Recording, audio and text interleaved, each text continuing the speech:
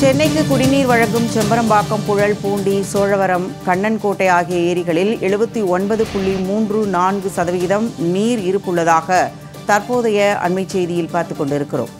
சென்னை ஏரிகளில் 79.34 விழுக்காடு நீர் இருப்பு உள்ளதாக அண்மை செய்திகள் தெரிவிக்கின்றன. கூடுதல் விவரங்களுடன் செய்தியாளர் லாவண்யா இணைக்கிறார். வணக்கம் லாவண்யா, இது குறித்தான விவரங்கள் என்ன? வணக்கம். சென்னைக்கு குடிநீர் ஆதாரமாக செம்பரம்பாக்கம், புழல், பூண்டி, சோழவரம், கண்ணன்கோட்டை ஆகிய 5 ஏரிகள் உள்ளன. இந்த 5 ஏரிகளும் சென்னை மக்களினுடைய குடிநீர் தேவை, பாசனம், அதே போல கோடைக்கால வளர்ச்சியை நிவர்த்தி செய்யக்கூடிய ஒரு ஜீவ ஆதாரங்களாக இருக்கக்கூடிய ஒரு சூழலில் வடகிழக்கு பருவமழை தொடங்கியதிலிருந்தே சென்னை மற்றும் அதனை சுற்றியுள்ள மாவட்டங்களில் பரவலாக மழை பெய்து வருகிறது. இதன் காரணமாக செம்பரம்பாக்கம், புழல், பூண்டி, சோழவரம், கண்ணன்கோட்டை ஆகிய 5 ஏரிகளில் 79.34% நீர் இருப்பு உள்ளதாக தெரிவிக்கப்பட்டிருக்கிறது.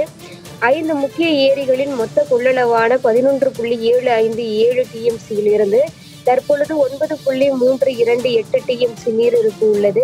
செம்பரம்பாக்கத்தில் 79.7%, புழலில் 81.51%, பூண்டியில் 80.84%, சோழவரத்தில் 63.9%, கண்ணன்கோட்டையில் 87.8% நீர் இருப்பு உள்ளதாக தெரிவிக்கப்பட்டிருக்கிறது. நீரினுடைய வரத்து அதிகரிக்க நீர் வெளியேற்றமும் அதிகரிக்கும்.